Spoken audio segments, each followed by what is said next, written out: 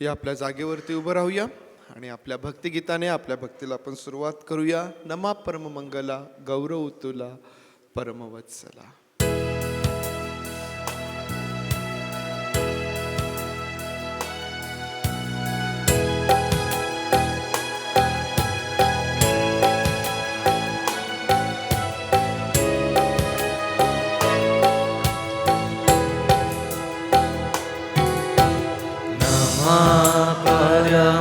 परममंगला गौरव तुला परमवत्सला.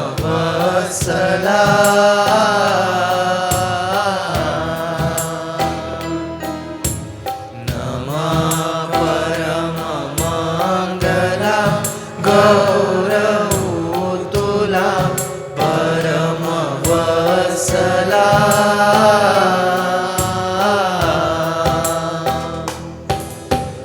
ध्याऊ गाऊ पूजू वाहुनी, ध्याऊ गाऊ पूजू वाहुनी, प्रेमाश्रूच्या फुला गौरव तुला परमवत्सला.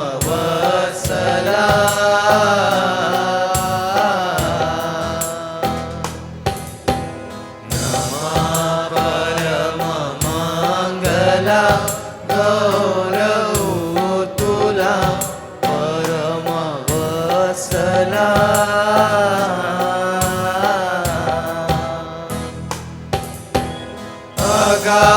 अगाधया सदानुभव, अगाधया सदानुभव, तुझ्या त्रिविध भूतीला गौरव तुला परमवत्सला.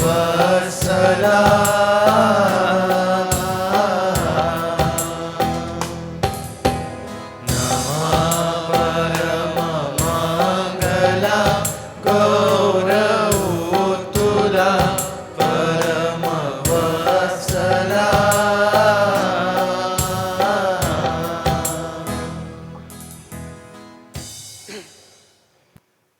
उभं असतानाच प्रार्थना करूया. त्या प्रभू परमेश्वर देई बापाचा आभार मानूया, त्याच्या सर्व दयेसाठी, त्याच्या कृपेसाठी, त्याच्या सर्व प्रेमासाठी. एक वार पुन्हा आज या पवित्र वारी त्याची स्तुती करण्याचे, त्याचे आभार मानण्याची जी संधी आपल्याला प्राप्त झाली, त्यासाठी त्या प्रभू देई बापाचे आभार आपण मानूया. होय राजा, सर्व गौरव, सन्मान आणि सर्व प्रशंसा देत आम्ही तुझ्या समोर येतो प्रभू.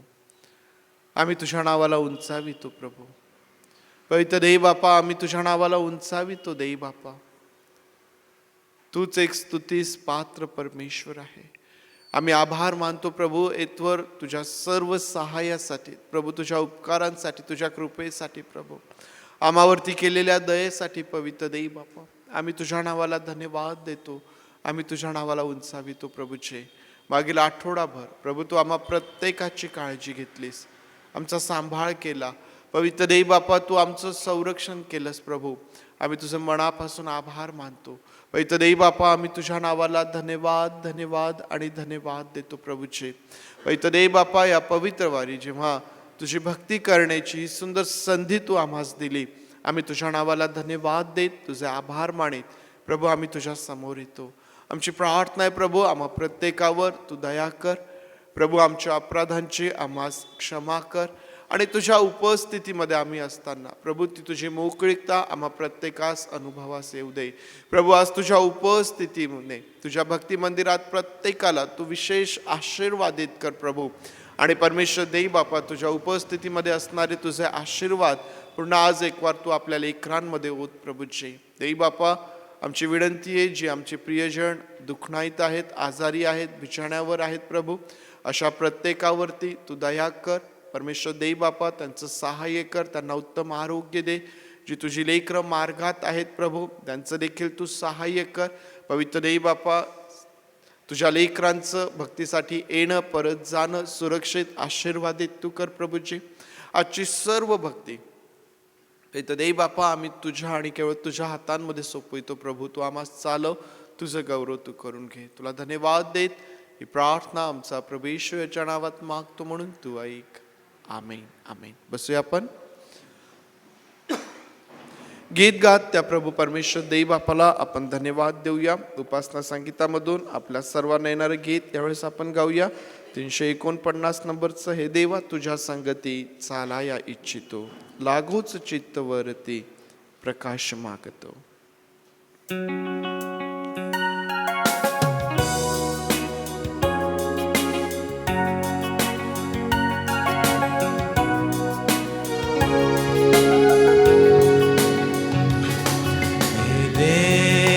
तुझ्या संगती चालाया इच्छितो, लागोच चित्तवरती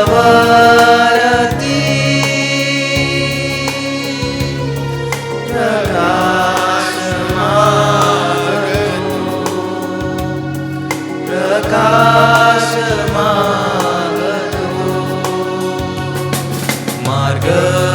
तुझा मी चुकलो, अस्थिर झाले मन, भक्तांचे सौख्य मुकलो, ही कोचे आठवण, ही कोचे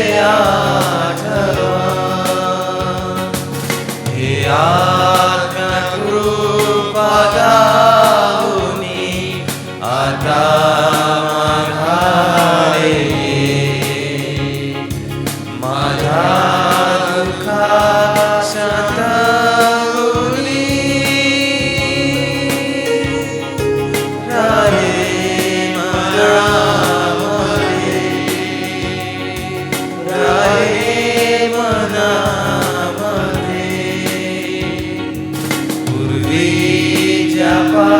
पापानी तुला दिले दाला, त्यांना कारुणी करी, मी स्वनिषेधाला, मी स्वनिषेधाला, अति प्रिय मानिले ते सर्व टाळितो, मानीन तुला ऐकले, मी साय मागतो, मी साय मागतो, नित्य देवाच्या संगती अयसा चालना, लागेल चित्तवरती,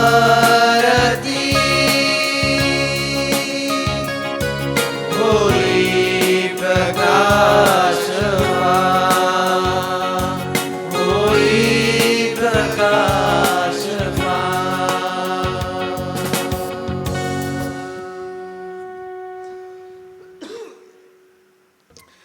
जे अतिप्रिय मानिले ते सर्व टाकितो, मानीन तुला ऐकले, मी सहाय्य मागतो.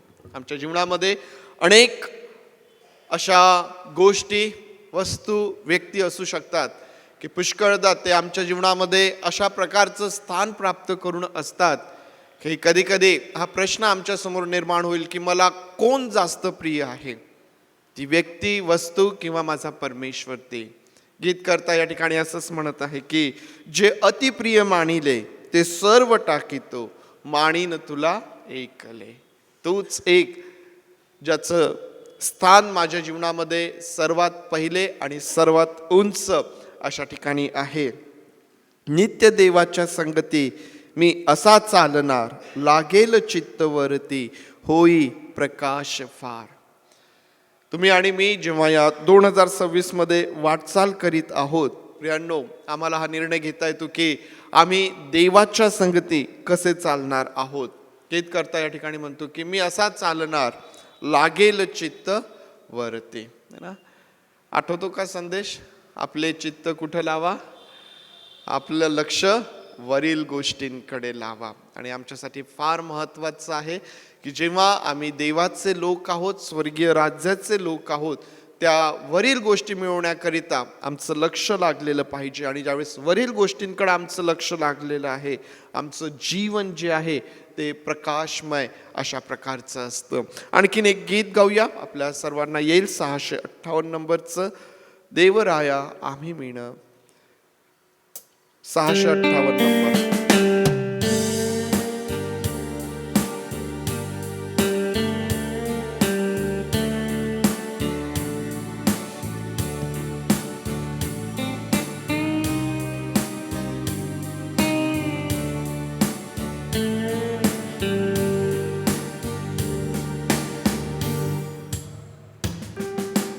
देवराया आम्ही दीन, दया सागरीचे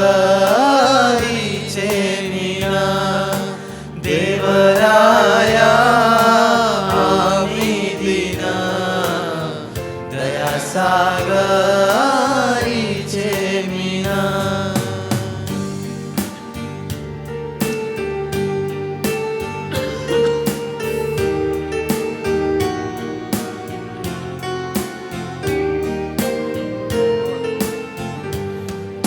सांगले कराना, कशी करावी प्रार्थना. तुझ सांगले कराना, कशी करावी प्रार्थना. तुझ सांगले कराना, कशी करावी प्रार्थना. देवराया आम्ही दीन, दया सागरीचे मीन.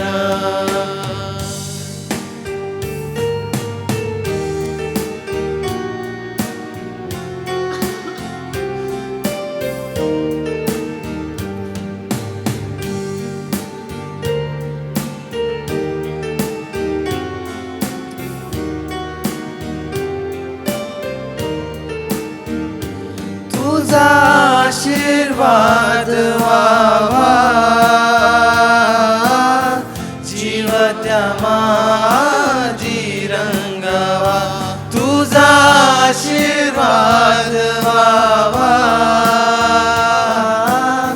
जीव त्या माझी रंगावा. तुझा आशीर्वाद व्हावा, जीव त्या माझी रंगावा. देवराया आम्ही दीन, दया सागरीचे मीन.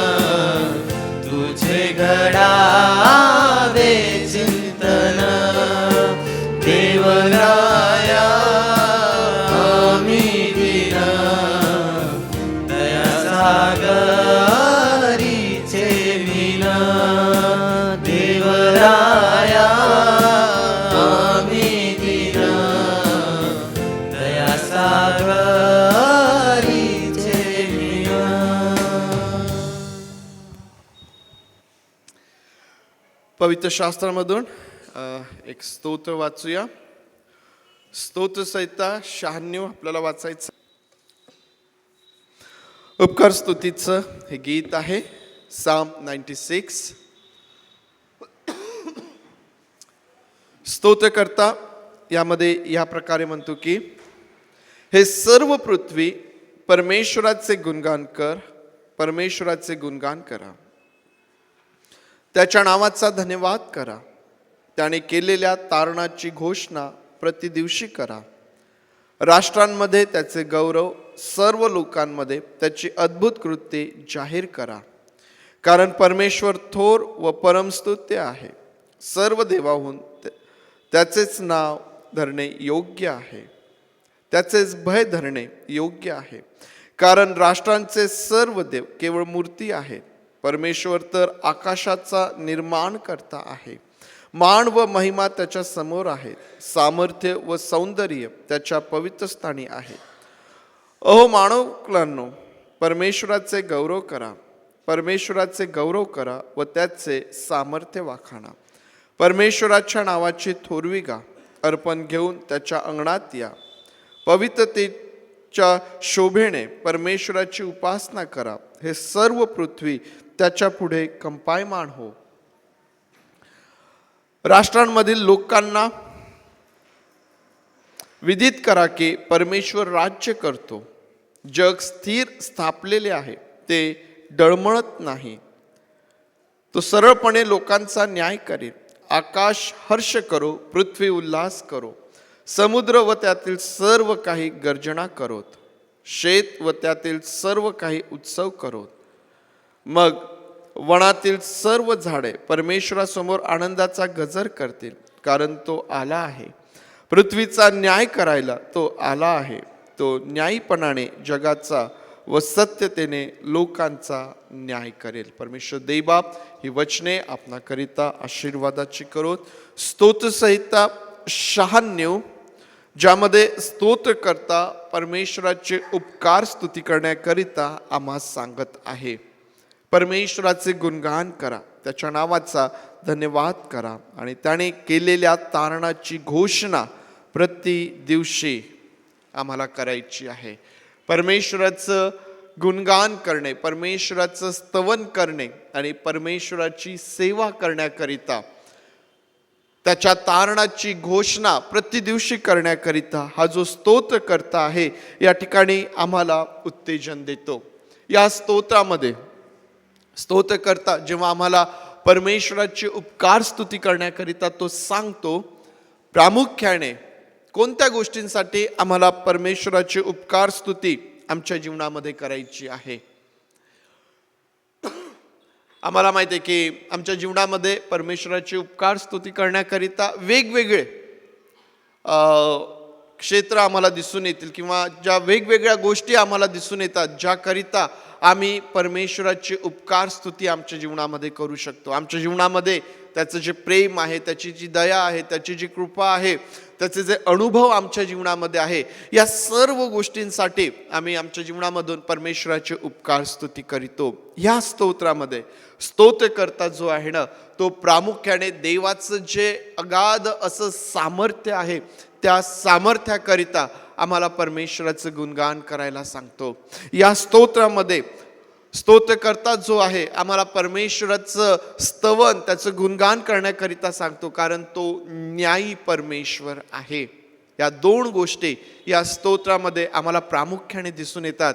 एक तर परमेश्वराचं सामर्थ्य आणि दुसरं म्हणजे परमेश्वराचा न्यायीपणा. याकरिता हा जो स्तोत्रकर्ता आहे आम्हाला परमेश्वराचं गुणगान करण्याकरिता, परमेश्वराचं स्तवन करण्याकरिता तो आम्हाला उत्तेजन देतो. परमेश्वराचं सामर्थ्य आम्हाला माहिती आहे की आमच्या जीवनामध्ये आपण प्रत्येकाने वेगवेगळ्या परिस्थितीमध्ये परमेश्वराच्या सामर्थ्याचा अनुभव घेतलेला आहे. परमेश्वराचं न्यायीपण देखील हे फार अद्भुत अशा प्रकारचं आहे. प्रभू येशू ख्रिस्ताकडे ज्यावेळेस आम्ही पाहणार, देवाचं न्यायीपण आम्हाला त्या ठिकाणी दिसून येणार.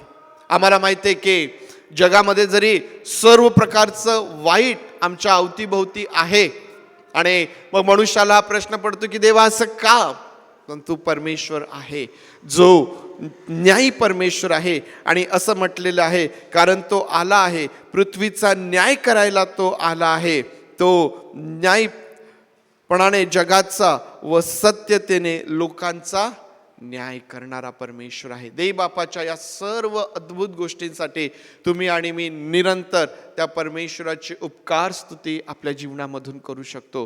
त्याकरिता तुम्ही आणि मी निरंतर जे परमेश्वराचं सामर्थ्य आहे त्याबद्दल आम्ही इतरांसोबत आम्ही बोलू शकतो. परमेश्वर देवबाप ही वचने आपणा सर्वांकरिता विशेष आशीर्वादाची करोत. परमेश्वर देव जो सर्व सामर्थ्यशाली परमेश्वर आहे, परमेश्वर देव जो न्यायी परमेश्वर आहे, त्याच्या सामर्थ्यासाठी, त्याच्या न्यायीपणासाठी ज्या प्रकारे स्तोत्र 96 मध्ये स्तोत्र करता म्हणतो की परमेश्वराचे गुणगान गा. आपण देखील पुन्हा आज जी सुंदर संधी आम्हाला मिळालेली आहे त्यामध्ये परमेश्वराचे आभार मानूया. क्वायर पुढे येईल आणि क्वायर बरोबर काही गीतांच्या द्वारे परमेश्वर देवबापाची स्तुती, परमेश्वर देवबापाची आराधना आपण करूया. क्वायर यावेळेस पुढे येईल.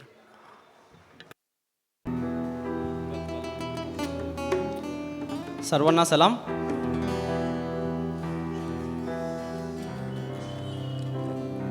गीत करता या तारखे असा म्हणतो, घ्या विना हाती ताळ मुंज अळवा प्रेमे होऊनी दंग. तर या आपण सर्वजण मिळून गीत गाऊया. उपास संगीतमधलं 760 नंबरचं गीत आहे, ख्रिस्त राजाची सुवार्ता या जगात सांगाल का.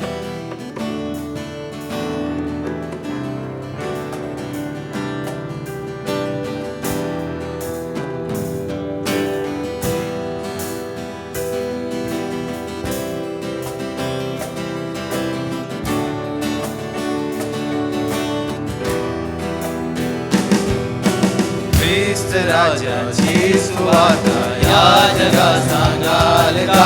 हालेलुया हालेलुया गौरवे करताल का. ख्रिस्त राजाची सुवार्ता या जगात सांगाल का. हालेलुया हालेलुया गौरवे करताल का. घ्या विना हाती टाळ मुलुंग अडवा प्रेमे विना हाती टाळ मुलुंग अडवा प्रेमे होनी दंग. त्या प्रभूचा थोर महिमा गावनी दावाल का. हालेलुया हालेलुया गौरवे करताल का. ख्रिस्त राजाची सुवार्ता या जगात सांगाल का. हालेलुया हालेलुया गौरवे करताल का. संकटे येता तो घरी साथ होनी तेजनी हाल. संकटे येता जो घरी साथ होनी तेजनी हात. त्या प्रभूचा प्रेम भावे अंतरी ठेवाल का. हालेलुया हालेलुया गौरवे करताल का. ख्रिस्त राजाची सुवार्ता या जगात सांगाल का. हालेलुया हालेलुया गौरवे करताल का. त्यावेळी प्रीती त्याहुनी प्राण जिंकिले वेगळे मृत्यू शैतान.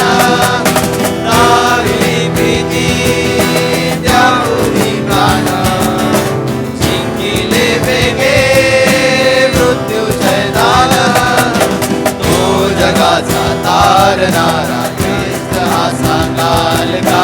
हालेलुया हालेलुया गौरवे करताल का. ख्रिस्त राजाची सुवार्ता या जगात सांगाल का. हालेलुया हालेलुया गौरवे करताल का.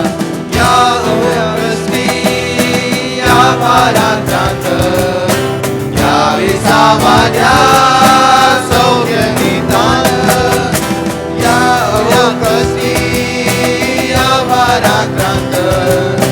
यावे सावाद्या सौख्य निशांत. दीनबंधू या जगाचा ख्रिस्त हा सांगाल का. हालेलुया हालेलुया गौरवे करताल का ख्रिस्त राजाची सुवार्ता या जगात सांगाल का हालेलुया हालेलुया गौरवे करताल का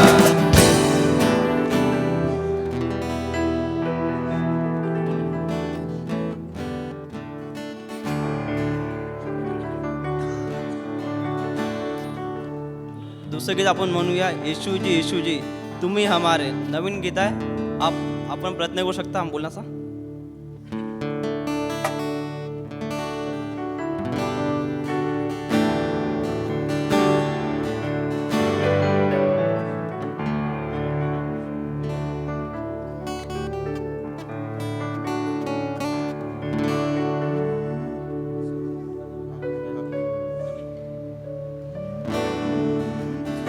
यशुजी यशुजी तुम ही हमारे यशुजी यशुजी तुम ही हमारे हम भी तुम्हारे हैं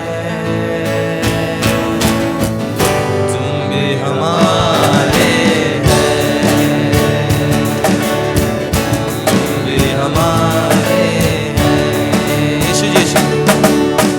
यशुजी यशुजी तुम ही हमारे यशुजी यशुजी तुम ही हमारे हम भी तुम्हारे हैं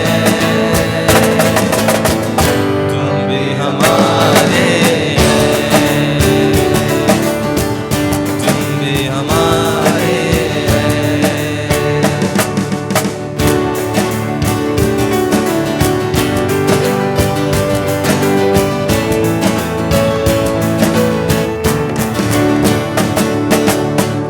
भक्त जनों की भक्ति में यीशु आओ तुम्हें बस लो तुम ही हमारे तारनहारे दिल में तुम्हें बस लो भक्त जनों के भक्ति में यीशु आओ तुम्हें बस लो तुम ही हमारे तारनहारे दिल में तुम्हें बस लो यशुजी यशुजी तुम ही हमारे यशुजी यशुजी तुम ही हमारे हम भी तुम्हारे हम भी तुम्हारे हैं हम भी तुम्हारे हैं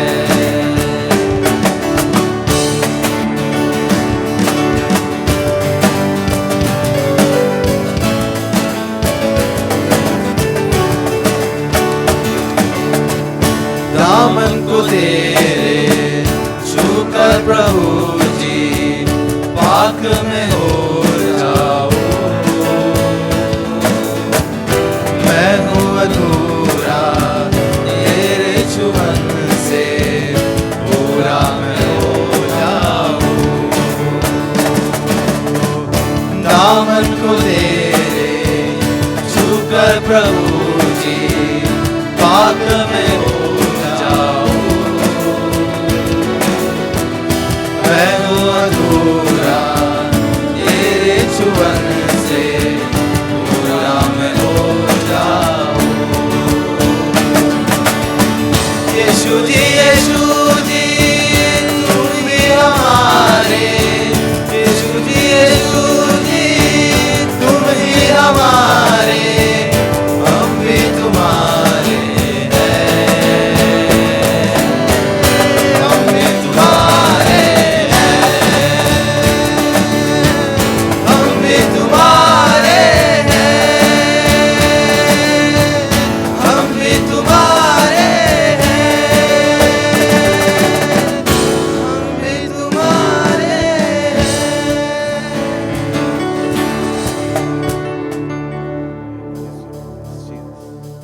या जगात फक्त एकच नाव आहे जे आपल्याला आरोग्य, आपल्याला शांती आणि आपल्याला सामर्थ्य देते, ते नाव येशू. आपण तिसरं गीत म्हणूया, हे मेरे मन यहोवा को धन्य का. आपण सर्व आपल्या जागेवर उभं राहू.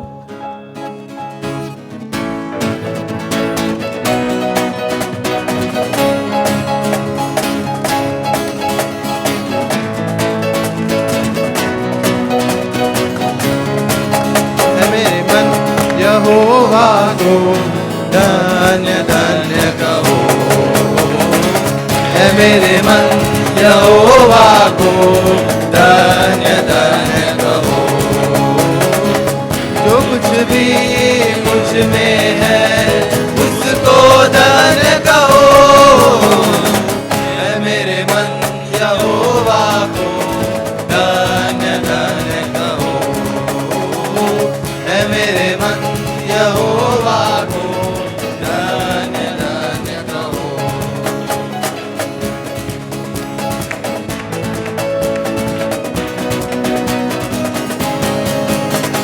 वही तेरे अधर्मों को क्षमा करता है.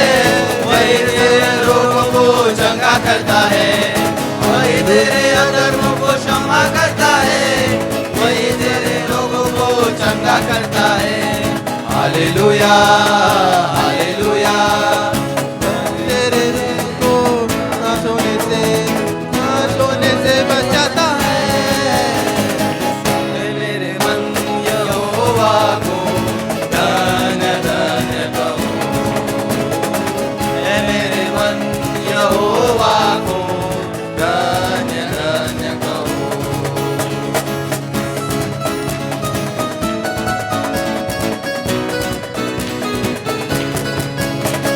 सत्यानाश के गड्ढे से मुझे निकाला. दलदल के कीच से मुझे उबारा. हालेलुया. Hallelujah hallelujah. सत्यानाश के गड्ढे से मुझे निकाला. दलदल के कीच से मुझे उबारा. Hallelujah hallelujah. मेरे पैर को दृढ़ किया है. चट्टान पे खड़ा किया है. है मेरे मन यहोवा को धन्य धन्य कहो. है मेरे मन यहोवा को धन्य धन्य कहो.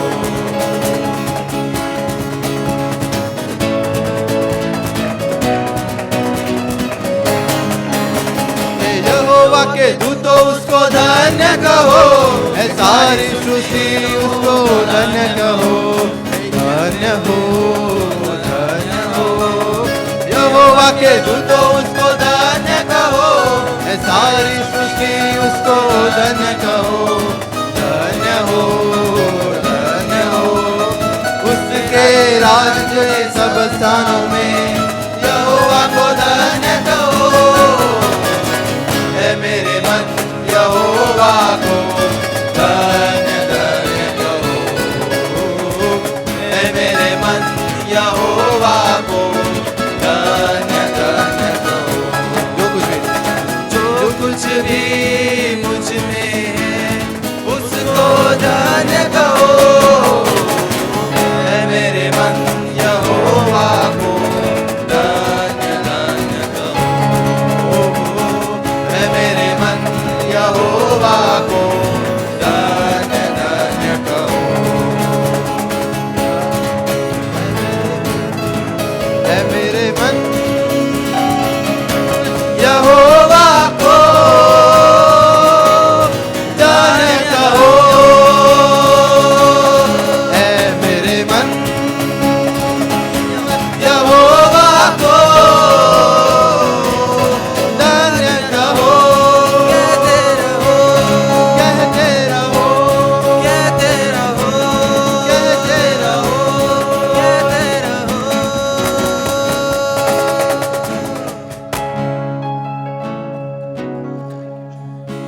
या आपण प्रार्थनेत जाऊ. आपण आपले डोळे बंद करू आणि आपलं पूर्ण लक्ष त्याच्याकडे लावू. आपण त्याला विचारू, देवा आमची पात्र नसताना तू आमच्या एवढं प्रेम कशाला करतोस. आपण त्याला म्हणू, आम्ही पापी असताना तू आम्हाला जवळ करतो प्रभू. आम्ही त्या उजड्या पुत्रासारखे आहे प्रभू. आम्ही किती वेळा तुला नाकारतो प्रभू, पण तू आम्हाला जवळ करतोस. तू आम्हाला गळे लावतो प्रभू. तू आमचा मुका घेतो प्रभू. आम्ही त्याला म्हणून का तू आमची एवढं प्रेम करतो. आपण गाणं म्हणूया. मैंने पूछा प्रभु से तू मुझसे करता क्यों इतना प्यार.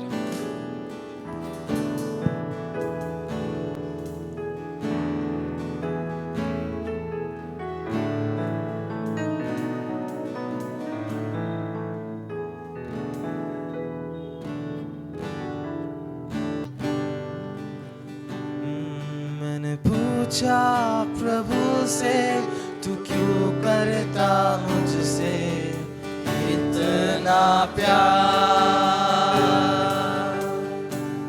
मैंने पूछा प्रभु से तू क्यों करता मुझसे इतना प्यार. उसने कहा पूरे दिल से क्योंकि तू है मेरे हाथों की रचना. उसने कहा पूरे दिल से क्योंकि तू है मेरे हाथों की रचना. मैंने पूछा प्रभु से तू क्यों करता मुझसे इतना प्यार. मैंने पूछा प्रभु से तू क्यों करता मुझसे इतना प्यार.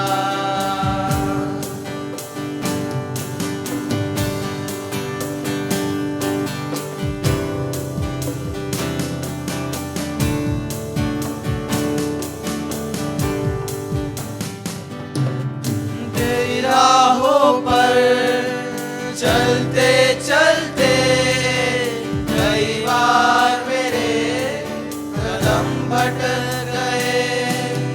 तेरी राहों पर चलते चलते कई बार मेरे कदम भटक गए.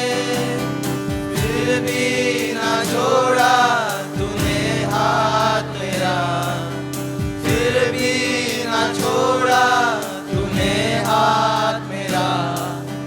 तू करता मुझसे इतना प्यार. मैंने पूछा प्रभु से तू क्यों करता मुझसे इतना प्यार. मैंने पूछा प्रभु से तू क्यों करता मुझसे इतना प्यार.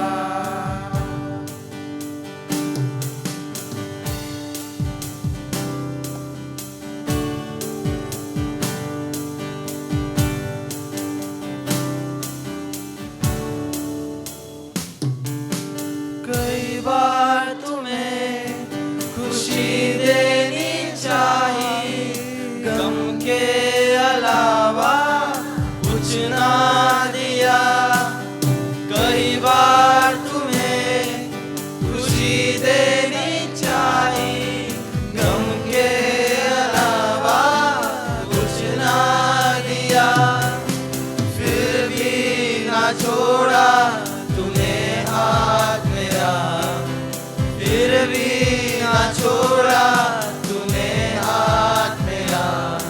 तू क्यों करता मुझसे इतना प्यार. मैंने पूछा प्रभु से तू क्यों करता मुझसे इतना प्यार.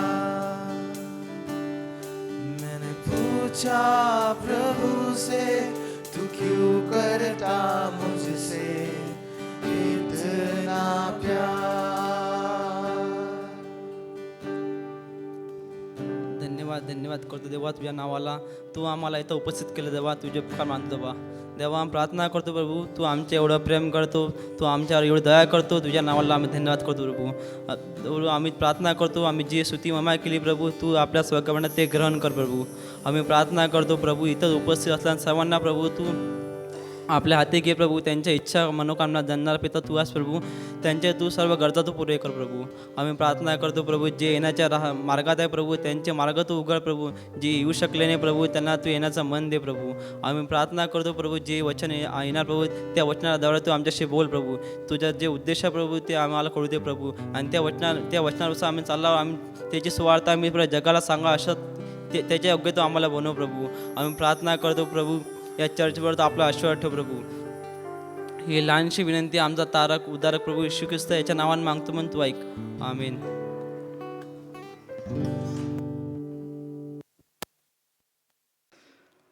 या महिन्यामध्ये आपण हबक्कूकचं जे पुस्तक आहे त्याला आपण सुरुवात करीत आहोत. हबक्कूकचं जे पुस्तक आहे या पुस्तकावरती या महिन्यामध्ये आपण अभ्यास करणार आहोत, विचार करणार आहोत. पुन्हा एकदा सर्व मंडळीला आवर्जून या गोष्टीचं उत्तेजन देईल की कमीत कमी जर तुम्हाला परीक्षा देता येत नाहीये हरकत नाही, परंतु ज्या महिन्यामध्ये ज्या पुस्तकाचा अभ्यास आपण करत आहोत ते पुस्तक तरी तुम्ही कमीत कमी घरी पूर्ण वाचून काढायचं आहे, जेणेकरून तुम्ही मंडळीच्या सोबत राहाल आणि ज्यावेळेस आपला हा उपक्रम पूर्ण होईल त्यावेळेस आपल्या मंडळीला हे प्रखरतेने प्रामुख्याने सांगता आलं पाहिजे की आम्ही संपूर्ण पवित्र शास्त्राचं वाचन केलेलं आहे.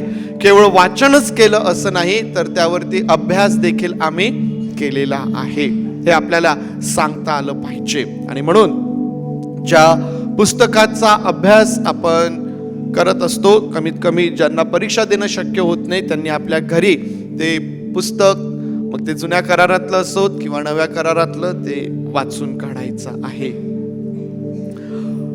हबक्कूकच्या पुस्तकाला या महिन्यामध्ये आपण सुरुवात करूया. छोटंसं पुस्तक आहे, केवळ 3 अध्यायांचं हे पुस्तक आहे आणि या 3 अध्यायांमध्ये 3 प्रकारची जी लिखाण शैली असते. आता जे लिहिणारे आहेत त्यांना माहित आहे की लिखाणाचे पण वेगवेगळे प्रकार असतात है ना. ज्यांना साहित्याचं ज्ञान आहे त्यांना माहित आहे की जे लिखाण आम्ही वाचत आहोत ते कोणत्या प्रकारचं आहे. या 3 अध्यायांमध्ये 3 प्रकारचं लिखाण आम्हाला पाहायला मिळतं. फार डीपमध्ये आपण त्यामध्ये जाणार नाही. या आपण प्रार्थना करूया, सुरुवात करूया. थोर आणि जिवंत देई बापा, पुन्हा आज आम्ही तुझ्या समोर आहोत. या महिन्यामध्ये आम्ही प्रभू तुझा सेवक हबक्कूक याचं जे पुस्तक आहे त्याचं जे लिखाण आहे प्रभू त्यावरती आम्ही मनन करणार आहोत. पवित्र देई बापा, ते समजण्याकरिता तू आमचं सहाय्य कर. त्यामध्ये असणाऱ्या त्या खोल गोष्टी किंवा ज्या गोष्टी तुला आमच्यासोबत बोलायला पाहिजेत प्रभू, त्या समजण्यास तू आम्हा प्रत्येकाला तुझी कृपा पुरव. तू आमचं सहाय्य कर प्रभूचे. पवित्र देई बापा, आमची सुधारणूक कर. पवित्र देई बापा, आम्हाला तुझ्यामध्ये वाढण्याकरिता तुझी कृपा तू पुरव प्रभू. आम्ही सर्वजण तुझ्या अधीन होतो आणि प्रार्थना आमचा प्रभू येशू याच्या नावात मागतो म्हणून तू ऐक. आमेन, आमेन. आता हबक्कूकचं जे पुस्तक आहे मी तुम्हाला सांगितलं की छोटंसं पुस्तक आहे, 3 अध्यायांचं पुस्तक आहे. 3 प्रकारची जे लिखाण त्यामध्ये आहे, जी शैली आहे ती आम्हाला त्यामध्ये पाहायला मिळेल. ज्या उदाहरणार्थ काव्यात्मक लिखाण त्यामध्ये आहे, संवाद त्या ठिकाणी आहे, संवादात्मक लिखाण देखील त्या ठिकाणी आम्हाला पाहायला मिळतं. हबक्कूकचं पुस्तक जे आहे याचा लेखक जो आहे हा हबक्कूक आम्हाला पाहायला मिळतो. या हबक्कूक बद्दल फार डिटेलिंग किंवा फार अधिक माहिती ही आपल्याकडे उपलब्ध नाही, परंतु हबक्कूक याने लिहिलेलं हे पुस्तक आहे. याचा लेखन काळ जो आहे हा अंदाजे ख्रिस्तपूर्व 606 या प्रकारे सांगितला जातो. कन्फर्म नाहीये, बऱ्याच जणांना त्यामध्ये पण दुविधा मनस्थिती आहे. परंतु हबक्कूकने जो संदेश दिला आणि ज्या काही गोष्टी त्या ठिकाणी घडल्या, तर सिमिलर जे इतर लोक त्या ठिकाणी होते त्या गोष्टी घडत असताना त्यावरून याचा एक अंदाजे जो लेखन काळ आहे तो ख्रिस्तपूर्व 606 आपल्याला सांगितला जातो. याचा जो मुख्य विषय आहे या पुस्तकाचा तो आम्हाला असा दिसून येईल की तरतुदीची रहस्य व विश्वासाने चालणे. दोन गोष्टी त्यामध्ये आहेत. तरतुदीची रहस्य म्हणजे बापरे फार अवघड शब्द झाला का? तरतुदीची रहस्य, सिक्रेट्स ऑफ प्लॅनिंग है ना. जे काही योजना आहेत त्या योजनांच्या ज्या काही गुप्त गोष्टी आहेत है ना. एखादी योजना आमच्या समोर असते ती फक्त मला माझ्याच मनात आहे की 2026 मध्ये मी काय काय करणार आहे, माझं प्लॅनिंग आहे. मग मी काही जणांना त्या संदर्भात शेअर करेल, मला असं असं करायचंय, मी हे करणार आहे है ना. ज्या काही गुप्त गोष्टी त्या ठिकाणी आहेत है ना. माझी योजना, माझं प्लॅनिंग जे आहे ते विशिष्ट रीतीने विशिष्ट व्यक्तीला सांगण्याचा जो प्रकार आहे तो आम्हाला दिसून येईल. आणि महत्वाचं म्हणजे विश्वासाने चालणे हा त्या ठिकाणी त्यामध्ये समाविष्ट असा दुसरा भाग त्या विषयामध्ये आहे. हबक्कूकचं जे पुस्तक आहे हे जे 3 अध्याय आहेत, हे 3 अध्याय आम्हाला 2 विभागांमध्ये त्यांची विभागणी करता येते. ज्यामध्ये पहिला विभाग जो आहे हा पहिल्या 2 अध्यायांचा आहे आणि दुसरा विभाग जो आहे हा तिसऱ्या अध्यायाचा हा विभाग आहे. पहिल्या 2 अध्यायांमध्ये आम्हाला संवाद पाहायला मिळतो, वाचायला मिळतो. हा संवाद कोणाच्या मध्ये आहे? हा संवाद हबक्कूक आणि परमेश्वर यांच्यामधला हा संवाद आहे. प्रश्न आणि प्रश्नांची उत्तरं या प्रकारे. आणि ज्यावेळेस हबक्कूकचं समाधान होतं त्यावेळेस जे दुष्ट प्रवृत्तीचे लोक आहे त्यांच्याबद्दल, त्यांच्याविषयी त्यांना धिक्कार असो या प्रकारे या पहिल्या 2 अध्यायांमध्ये आम्हाला वाचायला मिळेल. तिसरा जो अध्याय आहे या तिसऱ्या अध्यायामध्ये आम्हाला ते स्तोत्र पाहायला मिळतं. उपकार स्तुतीचं, प्रार्थनेचं स्तोत्र म्हणून आम्हाला ते त्या ठिकाणी पाहायला मिळतं. आणि म्हणून हे स्तोत्र जे आहे त्यावरून देखील पुष्कळ जण या गोष्टी संदर्भात खात्रीपूर्वक सांगतात की हबक्कूक हा जो संदेष्टा आहे, हा जो सेवक आहे, हा त्या ठिकाणी मंदिरामध्ये सेवा करणारा तो आहे. याजकीय सेवा कदाचित त्या ठिकाणी असेल किंवा मंदिरामध्ये जे गायन वृंद त्या ठिकाणी जे आहे, क्वायर ज्या ठिकाणी आहे, जे गाणारे जे आहेत त्यांचा पुढारी म्हणून कदाचित हबक्कूक हा त्या ठिकाणी असावा. या प्रकारे या तिसऱ्या अध्यायामधून या त्याच्या स्तोत्रामधून आपल्याला पाहायला मिळतं. या प्रकारे एक थोडीशी जी माहिती हबक्कूकच्या पुस्तकाविषयी त्याचा अभ्यास करत असताना जी आम्हाला पाहिजे ती माहिती तुम्हाला देण्याचा प्रयत्न केलेला आहे. आज जेव्हा आपण हबक्कूकच्या पुस्तकाला सुरुवात केलेली आहे, सुरुवातीचा जो भाग आहे तो मी तुमच्या समोर वाचत आहे. पहिला अध्याय आणि 1 ते 4 वचने जी आहेत ती मी तुमच्यासाठी वाचत आहे. आज जे आपण मनन करत आहोत, पहिला विभाग जो आहे जे 2 अध्याय आहेत त्यावरती आज आपण मनन करीत आहोत. हबक्कूक संदेष्ट्याला दृष्टांताने प्राप्त झालेले देववचन. हे परमेश्वरा, मी किती वेळ ओरडू, तू ऐकत नाहीस. जुलूम झाला असे मी तुला ओरडून सांगतो तरी तू सुटका करीत नाहीस. मला अधर्म का पाहायला लावतोस? विपत्ती मला का दाखवतोस? लुटालूट व जुलूम माझ्या समोर आहेत. कलह चालला आहे, वाद उपस्थित झाला आहे. अशाने कायद्याचा अंमल ढिला पडतो. न्यायाचे काही एक चालत नाही. दुष्ट धार्मिकास घेरून सोडतो म्हणून न्याय विपरीत होतो. परमेश्वर देवबाप ही वचने आपणासाठी आशीर्वादाची करोत. 2ही अध्याय आज मननासाठी तुमच्या आणि माझ्या समोर असणार आहेत. परंतु ही जी 4 वचने तुमच्या समोर मी वाचलीत, ही 4 वचने आम्हाला हबक्कूक कोणत्या मनस्थितीने आणि कोणत्या परिस्थितीमध्ये तो हे लिखाण करत आहे त्याची जाणीव आम्हाला होते. हबक्कूक काय परिस्थिती आहे, त्याला काय दिसत आहे. हबक्कूक संदेष्टा जेव्हा त्याचं लिखाण सुरू करतो, त्याची मनस्थिती काय आहे, काय परिस्थिती आहे त्या ठिकाणी. जुलूम वाढलेला आहे, अनाचार त्या ठिकाणी वाढलेला आहे, दुष्टता त्या ठिकाणी वाढलेली आहे. दुष्ट लोक जे आहेत ते नीतिमानांना, धार्मिकांना घेरून सोडतायत. तो म्हणतो की त्या ठिकाणी न्याय जो आहे तो विपरीत होत चाललेला आहे.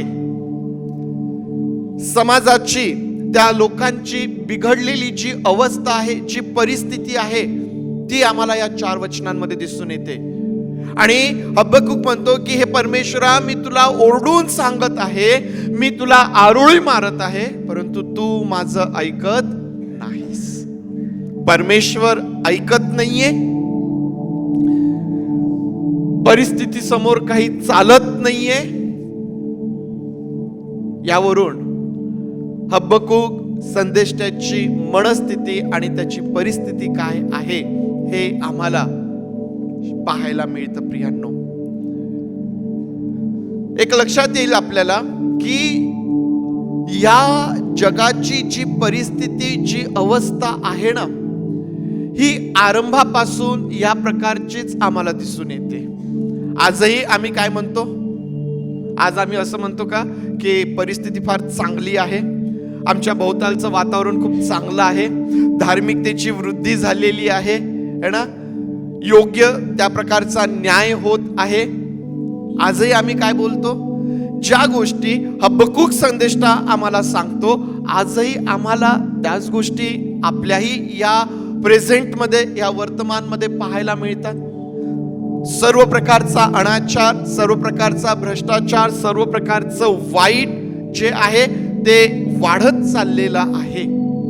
पुष्कळदा धार्मिक लोक देवाचा धावा करतात, प्रार्थना करणारे देवाचं प्रार्थना करतात, त्याला आरोळी मारतात, परंतु तरीही पुष्कळदा परिस्थिती जी आहे ही बदलताना दिसून येत नाही. आणि या सर्व गोष्टींच्या मुळे आम्हाला हबक्कूक संदेष्टाच्या मनामध्ये निर्माण झालेले प्रश्न आम्हाला त्या ठिकाणी दिसून येतात. प्रियांनो, पहिल्या 4 वचनांमध्ये आम्हाला हे प्रश्न आम्हाला दिसून येतात. हे परमेश्वरा, मी किती वेळ ओरडू, तू ऐकत नाहीस. जुलूम झाला असे मी तुला ओरडून सांगतो, तरी तू सुटका करीत नाहीस.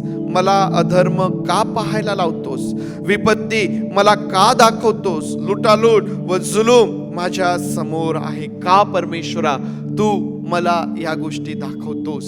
हबक्कूकच्या मनामध्ये हा प्रश्न आहे. आणि प्रियांनो, हबक्कूकच्या मनामध्ये हा जो प्रश्न निर्माण झालेला आहे, या 2 अध्यायांचा अभ्यास केल्यानंतर तुम्हाला आणि मला हे शिकायला मिळतं की परमेश्वर देव हा आमचं उत्तर आणि आमचं समाधान आहे. ज्यावेळेस आम्ही या पहिल्या 2 अध्यायांचा अभ्यास करतो, त्यावेळेस आम्हाला काय शिकायला मिळतं, परमेश्वर देव आमचं उत्तर आणि आमचं समाधान आहे. आज स्वतःला विचारू शकतो आम्ही की आमच्या मनात काय काय प्रश्न आहेत, आमच्या मनात किती प्रश्न आहेत. आज आम्ही समाधानी आहोत काय, आमच्या मनामध्ये आज काय चाललेलं आहे. हबक्कूकच्या मनामध्ये किंवा हबक्कूकच्या वेळेस जी परिस्थिती होती ती आम्ही पाहिली, ती आम्हाला या वचनातून वाचायला मिळते. आज जेव्हा परमेश्वराचं वचन आम्ही ऐकत आहोत आणि आज जो विषय, जो प्रतीक जे आपलं आहे ते म्हणजे परमेश्वर देव आमचं उत्तर आणि आमचं समाधान आहे. हबक्कूकच्या जीवनामध्ये त्याला पडलेल्या प्रश्नांचं उत्तर परमेश्वर आहे. हबक्कूकची जी सर्व मनस्थिती निर्माण झाली होती, जी सर्व निराशा त्याच्या जीवनामध्ये निर्माण झाली होती, जी सर्व उदासीनता त्याच्या जीवनामध्ये निर्माण झाली होती, त्याला शांती देणारा, त्याचं समाधान करणारा परमेश्वर आम्हाला या ठिकाणी पाहायला मिळतो. आज आमची मनस्थिती काय आहे, आज आम्ही कशा प्रकारच्या विचारांनी आणि कशा प्रकारच्या मनस्थितीने आज आम्ही या ठिकाणी बसलेलो आहोत. आज आमच्या वैयक्तिक जीवनामध्ये काय चाललेलं आहे, आज आमच्या कौटुंबिक जीवनामध्ये काय चाललेलं आहे, आज आमच्या समाजामध्ये काय चाललेलं आहे, या सर्व गोष्टींमुळं आज आम्ही अस्वस्थ आहोत काय? आज आम्ही प्रश्नामध्ये, दुविधा, मनस्थितीमध्ये, निराशेमध्ये आज आम्ही आहोत काय? परमेश्वराचं वचन आज तुमच्यासाठी आणि माझ्यासाठी आहे. परमेश्वर देव आमचं उत्तर आहे. परमेश्वर देव आमचं समाधान आहे प्रियांनो.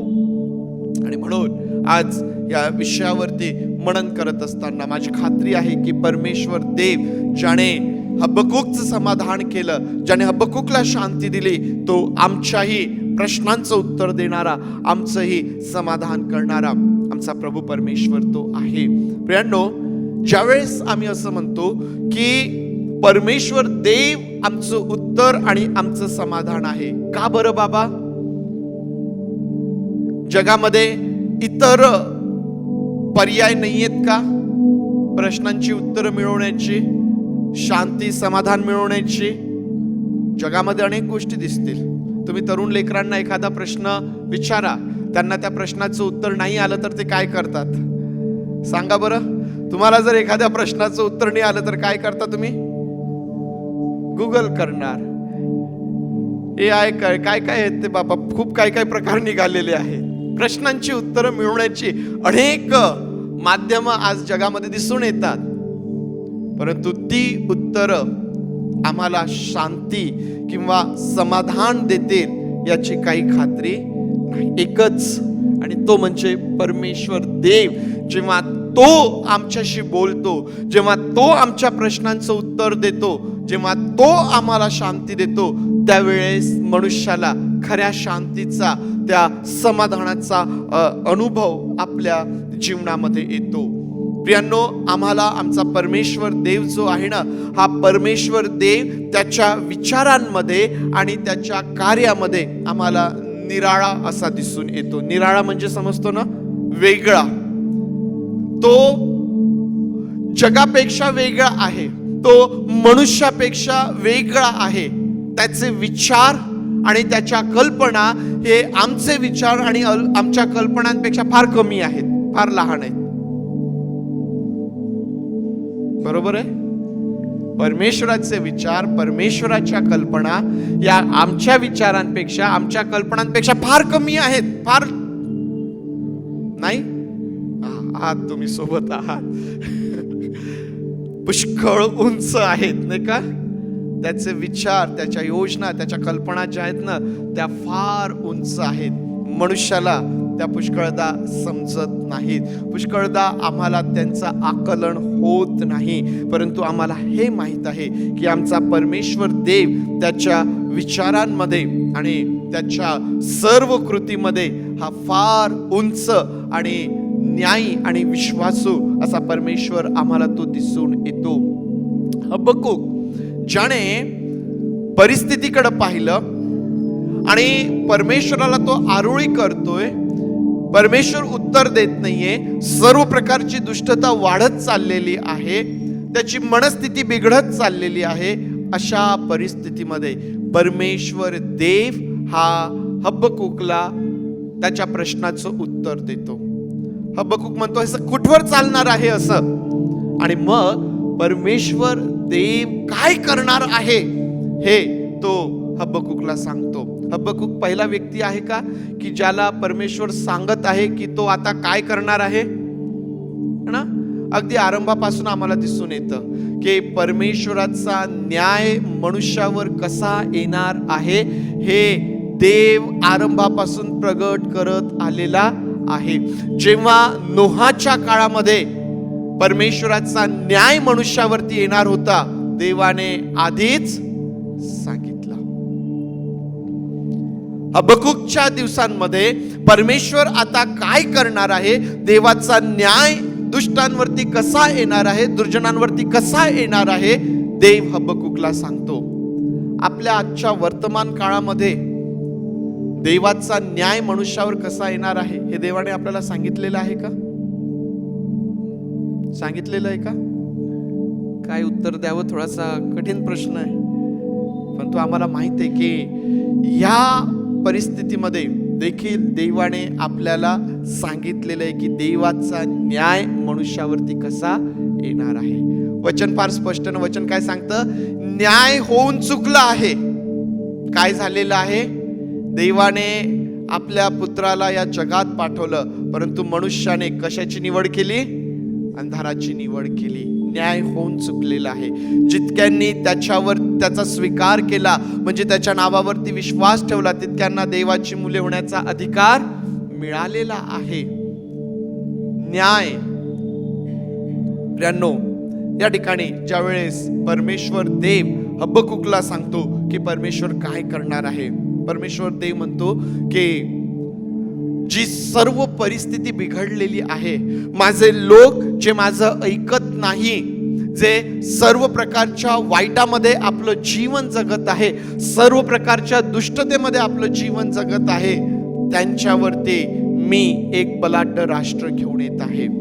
तुम्ही जर वाचाल त्यावेळेस तुम्हाला कळेल. आपण फार डिटेल त्या ठिकाणी वाचत नाहीये, परंतु त्यामधल्या गोष्टी मी तुम्हाला सांगत आहे की देव हबक्कूकला सांगतो, मी या लोकांवरती बाबेलचं जे सैन्य आहे, बाबेलचं जे राष्ट्र आहे, मी त्यांना या लोकांवरती घेऊन येणार आहे. ते लोक यांच्यावरती चढाई करून येईल आणि माझा न्याय जो आहे हा बाबेलच्या माध्यमातून या लोकांवरती त्या ठिकाणी प्रगट केला जाईल. परमेश्वर देव त्या ठिकाणी हबक्कूकला सांगतो की बाबेलच्या माध्यमातून तू जे म्हणतोयस की दुष्टता फार वाढलीये, अनाचार फार वाढलेला आहे, आणि त्या गोष्टींमुळं बाबेलच्या करवी मी या लोकांना शिक्षा करेल. मी त्यांच्यावरती तो जो दंड आहे तो मी यांच्यावरती घेऊन येईल. हबक्कूक ज्यावेळेस हे ऐकतो, हबक्कूकने खुश व्हायला पाहिजे होतं ना. चला, देवबापाने माझ्या प्रश्नाचं उत्तर दिलं, देवबापाने मला सांगितलं की तो काय करणार आहे. मला आता समजलं की जी सर्व दुष्टता मी पाहत आहे, या सर्व दुष्टतेमध्ये देवाचा दंड, देवाची शिक्षा, देवाचा न्याय या लोकांवरती कसा येणार आहे हे परमेश्वराने मला सांगितलं. हे ऐकून हबक्कूक याने आनंदी व्हायला पाहिजे होतं ना. पण तो हबक्कूक आनंदी होत नाही प्रियांनो, तो अधिक अस्वस्थ होतो. तो अधिक अस्वस्थ त्या ठिकाणी होतो प्रियांनो.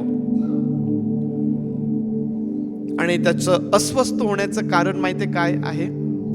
त्याचं अस्वस्थ होण्याचं कारण हे आहे की देव आपल्या लोकांना शिक्षा करण्यासाठी, त्यांना दंड करण्यासाठी, देव दुष्टांना शिक्षा करण्यासाठी अधिक दुष्ट लोकांचा उपयोग कसा करून घेऊ शकतो, यामुळं हबक्कूक संदेष्टा जो आहे ना, तो अधिक त्या ठिकाणी विचलित झाला, अस्वस्थ त्या ठिकाणी तो झाला. बाबेल जे राज्य आहे, जे राष्ट्र, जे सैन्य आहे, ते इतकं क्रूर होतं, अतिशय क्रूरतेने, दुष्टतेने भरलेलं असं ते त्यावेळेस त्यांची ओळख ती होती. नुकतेच मिस्राला त्यांनी संपवलं आणि ते विजय मिळवत त्यांची दुष्टता, त्यांच्या क्रूरतेने ते त्या ठिकाणी पुढं वाटचाल करत आहेत. आणि परमेश्वर म्हणतो की मी या लोकांना, या पिढीवरती किंवा या लोकांवरती घेऊन येईल आणि त्यांच्या मार्फत, त्यांच्याद्वारे माझा जो दंड आहे तो त्यांच्यावरती प्रगट होईल. या प्रश्नामुळं किंवा या उत्तरामुळं हबक्कूक जो आहे हा जास्त अस्वस्थ झाला. देव एका मूर्तिपूजक राष्ट्राचा, देव एका क्रूरतेने भरलेल्या लोकांचा, जे देवाला ओळखत नाही अशा लोकांचा उपयोग कसा काय करू शकतो? देवबाप, हे असं कसं काय तू करू शकतोस? ते तर स्वतःच वाईट आहेत, ते तर स्वतःच क्रूरतेने भरलेले आहेत, ते तर स्वतःच सर्व प्रकारच्या दुष्टतेने भरलेले आहेत. त्यांना शिक्षा व्हायला पाहिजे, तर तू त्यांना आपल्या लोकांवरती घेऊन येत आहेत. हे तू कसं काय करू शकतो. तुम्ही जर पुढची वचने जर वाचलीत तर पहिल्या उत्तरानंतर हबक्कूकचं जे बोलणं आहे देवाशी, जो संवाद आहे तो तुम्हाला आणखीन त्या ठिकाणी स्पष्ट करणारा अशा प्रकारचा तो आहे. अस्वस्थ तो त्या ठिकाणी झाला.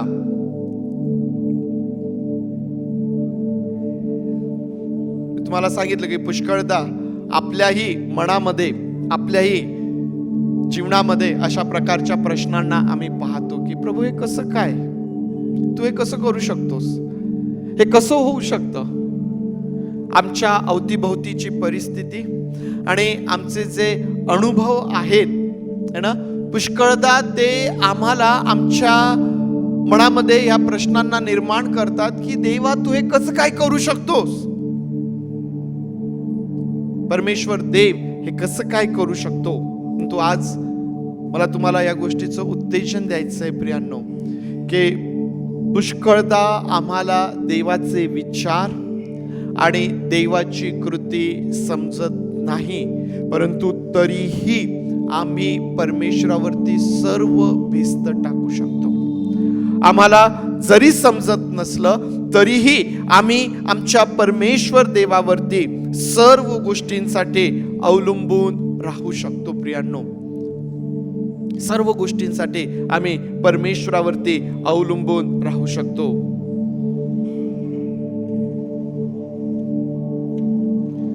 आणि माहितीये का, सगळ्यात महत्वाचं, ज्या वेळेस आम्हाला समजत नाही, जेव्हा अशा वेळेस आम्ही आमची भिस्त परमेश्वरावरती टाकतो ना, त्याच ठिकाणाहून विश्वासाचं फार मोठं काम सुरू होतं. ज्यावेळेस आम्हाला समजत नाहीये, जेव्हा आम्हाला कळत नाही की प्रभू हे कसं होईल, हे काय, असं का, या प्रश्नांबरोबर ज्यावेळेस आम्ही आहोत आणि मग ज्यावेळेस आम्ही सर्वस्वी परमेश्वरावरती आमची भिस्त टाकतो, जरी आम्हाला समजत नाही तरी जेव्हा आम्ही परमेश्वरावरती सर्व भिस्त टाकतो ना, तेव्हा त्या विश्वासाच्या द्वारे होणाऱ्या अद्भुत गोष्टींचा अनुभव आम्हाला आमच्या जीवनामध्ये प्राप्त होतो.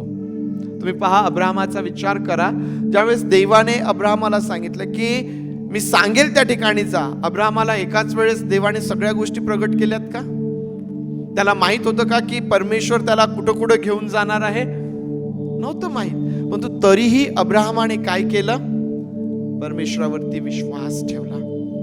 केवळ अब्राहमच नाही बरं, अनेक लोक, ज्यावेळेस नोहा ते तारू बांधत होता ना, लोक ज्यावेळेस त्याला म्हणत होते की पाऊस पडेल, पाणी येईल, देवाचा न्याय येईल, काय बोलतोयस तू? कधी पाहिलं का असं तू? हे कसं काय होऊ शकतं? आला मोठा आम्हाला सांगायला की देव असं करणार आहे. काय मनस्थिती होत असेल नोहाची, त्याची काय अवस्था होत असेल? एका बाजूला सर्व विरोधात उभे आहेत आणि एकटा नोहा परमेश्वराने जे सांगितलेलं आहे ते करत आहे. तू खरंच होईल का तसं? होईल का तसं? कसं होईल? नाही का, आमच्या मनाची अशीच अवस्था असते ना. देवाने सांगितलेलं आहे, वचन आमच्याकडे आहे, अभिवचन आमच्याकडे आहे, सगळं आहे, परंतु होईल का? कसं होईल? अनेक गोष्टी त्या ठिकाणी. पण प्रियांनो, आज मी तुम्हाला या गोष्टीचं उत्तेजन देईल की जेव्हा आम्हाला समजत नाही, जेव्हा आम्हाला कळत नाही, अशा वेळेस जेव्हा आम्ही सर्वस्वी परमेश्वरावरती भिस्त टाकतो ना, त्याच ठिकाणाहून परमेश्वराच्या अद्भुत गोष्टींचा अनुभव यायला आम्हाला सुरुवात होते. प्रियांनो, ज्यावेळेस परमेश्वर देव, ज्यावेळेस प्रभू येशू ख्रिस्ताने मार्थाला म्हटलं की तू विश्वास ठेवशील तर देवाचं गौरव पाहशील. खरं सांगा बरं, मार्थाने हा विचार केला असेल का की प्रभू आता माझ्या भावाला जिवंत करणार आहे? हा विचार तरी तिच्या मनात होता का? ज्यावेळेस प्रभू येशू ख्रिस्त तिला सांगतो की ती काय सांगते, होय मला माहित आहे की पुनरुत्थानाच्या दिवशी माझा भाऊ उठवला जाईल. मार्था स्वतःही अपेक्षा करत नव्हती की प्रभू येशू ख्रिस्त त्या 4 दिवसापासून कबरेत असणाऱ्या लाजरसाला बाहेर बोलावून आणेल. प्रभू येशू ख्रिस्त म्हणतो पुनरुत्थान जीवन मीच आहे. तुझा विश्वास आहे काय? आता मार्थाला काही समजत नाहीये. मग मार्था काय म्हणते माहितीये का? होय प्रभू, माझा तुझ्यावर विश्वास आहे, तूच देवाचा पुत्र आहे असा मी तुझ्यावरती विश्वास ठेवलेला आहे. आता मला याच्या पलीकडे काही माहित नाही की तू काय करणार आहेस, पण तू माझा तुझ्यावरती विश्वास आहे. प्रभू येशू ख्रिस्ताने त्या लाजरसाला त्या कबरेतून बाहेर बोलावलं. प्रियांनो, ज्यावेळेस तुम्ही आणि मी, आम्हाला कळत नाहीये, आम्हाला समजत नाहीये, आम्ही दुविधा मनस्थितीमध्ये आहोत, अस्थिर झालेलो आहोत, जेव्हा अशा वेळेस आमचा विश्वास आमच्या प्रभू परमेश्वरावरती ठेवतो ना, त्या ठिकाणाहून आमच्या जीवनामध्ये त्या विश्वासाचा जो परिणाम आहे, त्या विश्वासाचं जे प्रतिफळ आहे, ते त्या विश्वासाच्या द्वारे देवाचं जे गौरव आहे ते आम्ही आमच्या जीवनामध्ये पाहायला त्या ठिकाणाहून सुरुवात करतो प्रियांनो. आणि म्हणून मी तुम्हाला सांगितलं की परमेश्वर देव आमचं उत्तर आणि आमचं समाधान आहे. हा परमेश्वर देव आमचं उत्तर आहे, आमचं समाधान आहे, कारण तो त्याच्या विचारांमध्ये, त्याच्या कृतींमध्ये, त्याच्या कार्यांमध्ये, त्याच्या सर्व गोष्टींमध्ये. आता कोणीतरी जसं हबक्कूक, असं कसं काय दे बापा, या लोकांना संपवण्यासाठी, या वाईट लोकांना संपवण्यासाठी तू अधिक वाईटांचा त्यांच्यावरती घेऊन येतो. परमेश्वराचं हे काम मनुष्याच्या समजणे पलीकडचं आहे प्रियांनो. मग ज्यावेळेस हबक्कूकला असं वाटतं की आता देव जेव्हा ह्या क्रूर लोकांना यांच्यावरती घेऊन येईल, यांच्यापेक्षा तर क्रूर आता कोणी नाहीये, मग हे लोक सतत असेच राहतील का? ही क्रूरता, ही दुष्टता सतत असेच राहील काय? हे जे बाबेलचं राष्ट्र देव आमच्यावरती घेऊन येणार आहे, हे मग नेहमीसाठी या ठिकाणी असेच असतील काय? प्रियांनो, देव त्याला पुन्हा दुसरं उत्तर देतो आणि देवबापाच्या या दुसऱ्या उत्तराने हबक्कूक संदेष्टा जो आहे ना, त्याचं समाधान होतं. परमेश्वर देव त्याला सांगतो की याही लोकांचा नाश होईल. हे जे बाबेलचं राष्ट्र आहे, हे जे बलाढ्य आहे, जे आज स्वपराक्रमावरती विश्वास ठेवतं, ते देखील नाश पावतील, ते देखील नाश पावतील. मग वाचणार कोण? वाचणार कोण? परमेश्वर देव त्या ठिकाणी त्याला सांगतो, धार्मिक तर आपल्या विश्वासाने, हबक्कूक 2:4, धार्मिक आपल्या विश्वासाने वाचेल. प्रियांनो, हेच ते वचन आहे जे पौलाने आपल्या पत्रांमध्ये वापरलेलं आहे. हेच ते वचन आहे. इथूनच पौलाने या नियमशास्त्रातून ते घेतलं आणि आपल्या पत्रांच्या माध्यमातून धार्मिक, नीतिमान, विश्वासाने जगेल म्हणून आम्हाला त्या ठिकाणी पाहायला भेटतं. इब्रिकराचं पत्र लिहिणारा जो आहे, तो देखील आपल्या पत्रामध्ये याचा उपयोग त्या ठिकाणी करतो की धार्मिक जो आहे हा आपल्या विश्वासाने वाचेल.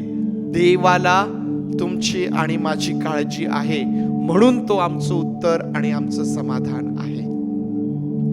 देवाने ज्यावेळेस हबक्कूकला पाहिलं, देवाने ज्यावेळेस पाहिलं की या माझ्या संदेष्टाची, या माझ्या सेवकाची काय परिस्थिती झालेली आहे, देवाने त्याला उत्तर दिलं, त्याचं समाधान केलं. कारण देवाला तुमची आणि माझी काळजी आहे. प्रियांनो, देवाला तुमची आणि माझी काळजी आहे.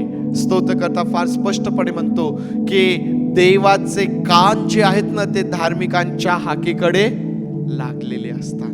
परमेश्वर देव बापाचं वचन फार स्पष्ट सांगतं की नीतिमानांना फार कष्ट होतात, परंतु देव त्या सर्वांमधून त्यांना सोडवणारा परमेश्वर आहे. देवाला तुमची आणि माझी काळजी आहे प्रियांनो. आणि म्हणून आम्ही हे म्हणू शकतो की देव हा आमचं उत्तर आणि आमचं समाधान आहे. काल बायबल स्टडीमध्ये ज्यावेळेस ह्याच विषयाला घेऊन आम्ही चर्चा करत होतो, त्यावेळेस एक काही विचार आमच्या समोर आलेत की ज्यावेळेस आम्ही या जगामध्ये दुर्जनाला, दुष्टाला फार वाढताना पाहतो, फार झपाट्याने त्याची वाढ होताना आम्ही पाहतो, त्यावेळेस आम्हाला असं वाटतं की प्रभू सर्व वाईट करून तर तो एवढ्या झपाट्याने वाढत आहे आणि मी तुझं लेकरू, मी तुझं भय धरतो, मी चांगलं त्या मार्गाने जाण्याचा प्रयत्न करतो, परंतु मी आज माझ्या जीवनामध्ये संघर्ष करत आहे, मी माझ्या जीवनामध्ये संघर्ष करत आहे. दुर्जनाकडे पाहून आम्हाला पुष्कळदा असं वाटल. आम्हाला माहिती आहे देवाचं वचन सांगतं की त्यांच्यावरती जळू फळू नका. देवाचं वचन ना आम्हाला, काल आम्ही ज्यावेळेस विचार करत होतो, हा विचार आमच्या समोर आला की आम्ही बाहेरून पाहतो की दुर्जन फार वाढत आहे, परंतु त्याची आतील बाजू जी आहे, त्याची परिस्थिती केवळ त्याला आणि परमेश्वरालाच माहीत असते की तो कशा परिस्थितीमधून जात आहे. हे केवळ त्याला आणि परमेश्वरालाच माहीत असतं. मनुष्य काय पाहतो? आम्ही बाहेरील स्वरूप पाहतो, आम्ही भौतिक गोष्टी पाहतो, बापरे, परंतु आतमध्ये काय चाललेलं आहे हे केवळ त्याच व्यक्तीला आणि परमेश्वर देवबापाला माहीत असतं. ते लोक जे आहेत ना, ते फक्त या जगापुरती मर्यादित आहे, परंतु जे धार्मिक आहेत, ज्यांना प्रभू येशू ख्रिस्त त्यांच्या जीवनामध्ये प्राप्त झालेला आहे, ज्यांना प्रभू येशू ख्रिस्ताचं नीतिमत्व प्राप्त झालेलं आहे, आज जे तुम्ही आणि मी प्रभू येशू ख्रिस्तामध्ये नीतिमान आणि धार्मिक ठरविण्यात आलेला आहोत. प्रियांनो, पुष्कळदा जरी आम्ही आमच्या जीवनामध्ये संघर्ष करत असलो तरीही परमेश्वर देव आमचं उत्तर, आमचं समाधान आहे. आणि परमेश्वर देव हा केवळ आणि केवळ आम्हाला या भौतिक गोष्टींपर्यंत समृद्ध करत नाही, तर तो आम्हाला त्या स्वर्गीय गोष्टींमध्ये देखील समृद्ध करणारा परमेश्वर आहे. पुन्हा एकदा तुम्हाला आठवल की वरील गोष्टींकडं लक्ष लावा. दुर्जन फक्त खालील आणि जगातील गोष्टींकडेच लक्ष लावतील, परंतु तुम्ही आणि मी त्या स्वर्गीय गोष्टींकडं लक्ष लावणारे आहोत. आणि ज्यांचं लक्ष वरील गोष्टींकडं लागलेलं आहे ते जगातल्या या गोष्टींमुळं अस्वस्थ कधीच होत नाही, कारण त्यांच्याशी या जगातील गोष्टींमध्ये त्यांना रस नाहीये. त्यांचा जो आवडीचा भाग आहे, ज्या ठिकाणी हा प्रभू येशू ख्रिस्त चढून गेलेला आहे, ज्या ठिकाणाहून तो मला घ्यायला येणार आहे, ज्या ठिकाणी माझ्यासाठी जागा तयार करण्यात आलेली आहे, त्या वरील गोष्टींकडं ज्यांचं मन लागलेलं आहे ते लोक या जगातील गोष्टींमुळं कधीच अस्वस्थ होत नाही.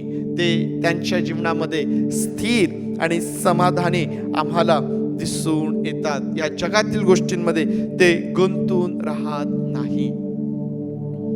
आणि म्हणून प्रियांनो, आमची जेव्हा उन्नती होते, आमची ज्यावेळेस प्रगती होते, आमची ज्यावेळेस वाढ होते ना, आम्हाला त्यावरती भिस्त ठेवायची नाही. ज्यावेळेस आमचं नुकसान होत आहे, आमचा लॉस होत आहे, त्याची देखील चिंता करायची नाही. का? कारण आमची काळजी घेणारा आमचा परमेश्वर आहे. आमची काळजी घेणारा आमचा परमेश्वर आहे. तो आमचं उत्तर आणि तो आमचं खऱ्या अर्थाने समाधान करणारा आहे. जगातील लोक काय करतात?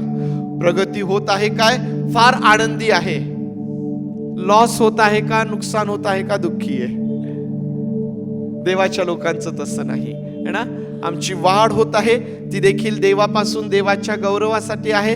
आमच्या जीवनामध्ये जर अपयश आलं, जर आमचं काही नुकसान झालं, त्याची देखील आम्ही काळजी करणार नाही, त्याची देखील आम्ही चिंता करणार नाहीये. आम्ही देवावरती सर्व गोष्टी सोपविणारे, भिस्त टाकून स्वस्थ राहणारे आपण देवाचे लोक आहोत प्रियांनो. आणि म्हणून आज जेव्हा हबक्कूक संदेष्टाकडं आम्ही पाहतो, आज पहिल्या 2 अध्यायांमधून मी तुमच्या सोबत बोलत आहे. आणि या 2 अध्यायांमध्ये जी अस्वस्थता, जे प्रश्न हबक्कूकच्या जीवनामध्ये, मनामध्ये निर्माण झाले होते, देवाने त्याचं उत्तर देऊन त्याचं समाधान केलेलं आहे. आज जर आमच्या मनामध्ये प्रश्न असतील, जर आज आम्ही अस्वस्थ असणार, जर आज आमच्या जीवनामध्ये आम्हाला वेगवेगळ्या गोष्टींनी अस्थिरता जर आम्ही स्वतःला पाहत असू, तर प्रियांनो, आज हे परमेश्वराचं वचन आमच्यासाठी आहे की आम्ही परमेश्वरावरती विश्वास ठेवावा, आम्ही त्याच्यावरती भिस्त टाकावी. तो आमचं उत्तर, आमचं समाधान आहे. आणि म्हणून देवासोबत वेळ घालवा, त्याच्यावरती भिस्त ठेवा आणि त्याची वाट पहा, त्याची वाट पहा. परमेश्वर देव हबक्कूकला काय म्हणतो माहितीये? तू ह्या गोष्टी लिहून काढ, ह्या चांगल्या प्रकारे ठळक रीतीने लिहून काढ, कारण या गोष्टी घडणार आहेत. यांना विलंब लागला ना तरी त्या गोष्टी घडणार आहे, विलंब लागणार नाही. आम्ही परमेश्वरासोबत वेळ घालवावा, आम्ही आमची भिस्त त्याच्यावरती टाकावी आणि त्याची वाट पाहावी, कारण तो आमचं उत्तर आणि आमचं समाधान आहे. परमेश्वर देवबाप या वचनांच्या द्वारे तुम्हाला आशीर्वादित करूया. आपले डोळे आपण बंद करूया आणि आज आपल्या स्वतःला आपण विचारूया, आज मी प्रश्नांसहित या ठिकाणी आहे काय? माझ्या मनामध्ये आज काय प्रश्न आहेत?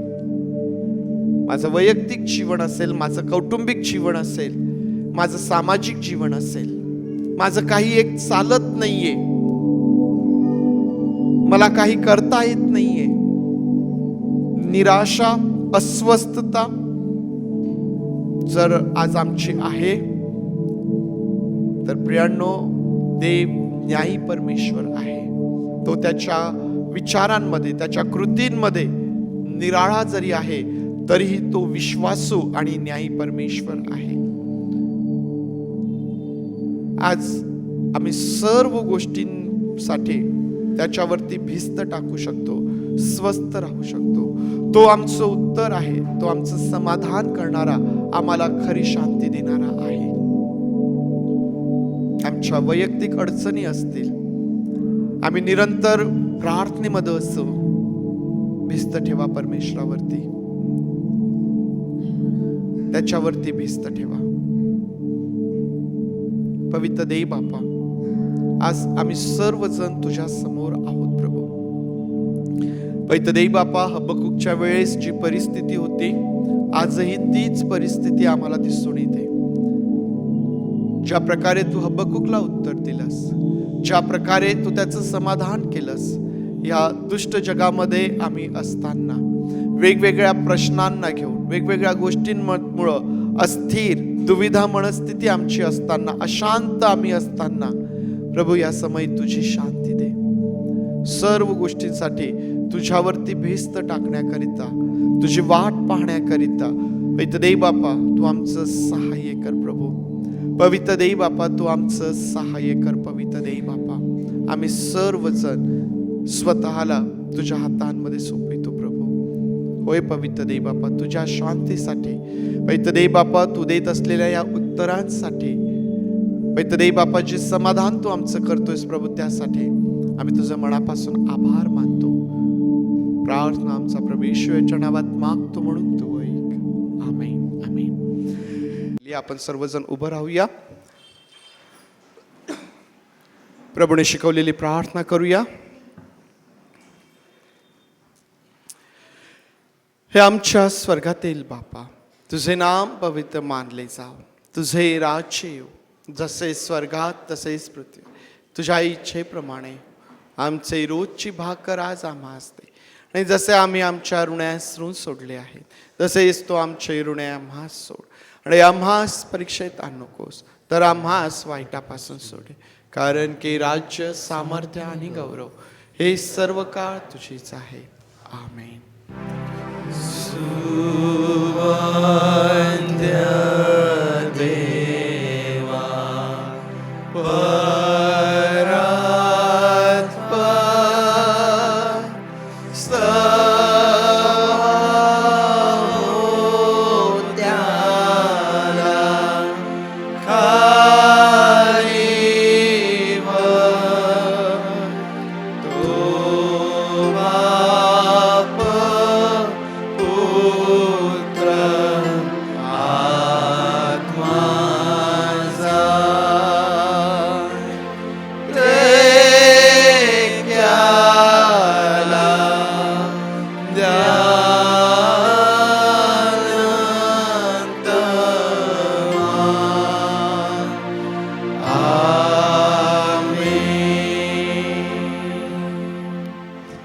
प्रभू येशू ख्रिस्ताची कृपा, देवबापाची प्रीती आणि पवित्र आत्मेची सुसंगती तुम्हा सर्वांबरोबर प्रभू येशू ख्रिस्त येईपर्यंत सदोदित असो. आमेन, आमेन.